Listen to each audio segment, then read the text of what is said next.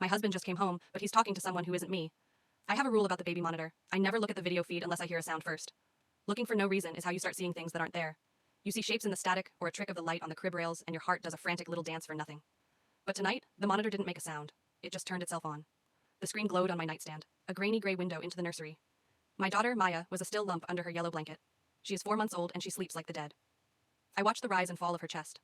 I waited for the audio to hiss with her soft breathing. It stayed silent. Then I saw the hand. It wasn't reaching for her. It was resting on the edge of the crib, just a few inches from her head. Long, pale fingers with knuckles that looked like polished stones. They didn't move. They just stayed there, anchored to the wood. My blood turned to slush. I didn't scream. You don't scream when you are that kind of cold. I didn't check the hallway. I didn't grab a weapon. I ran. My bare feet made a wet, slapping sound on the hardwood that felt loud enough to wake the neighborhood. I burst into her room, ready to tear whatever it was away from her. The room was empty. Maya was asleep. The air was heavy with the smell of lavender detergent and old milk. I checked behind the door. I checked the closet. Nothing. I stood over the crib, my hand hovering where the other hand had been. The wood was cold. Normal. I looked at the monitor sitting on the changing table, the one broadcasting back to my bedroom. The little green light was on.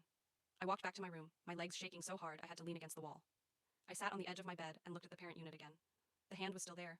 It was still on the crib rail. I looked at the screen, then looked through my open bedroom door down the hall toward the nursery. I could see her crib from here. It was empty of intruders. But on the screen, those gray fingers began to drum. A slow, rhythmic tapping. Thump, thump, thump. The audio finally kicked in.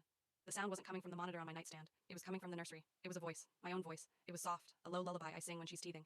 I looked at the monitor screen. The hand moved. It reached down and pulled the yellow blanket back. It wasn't a monster. A woman leaned into the frame. She had my hair. She had my face. She picked up Maya and cradled her, whispering into her ear.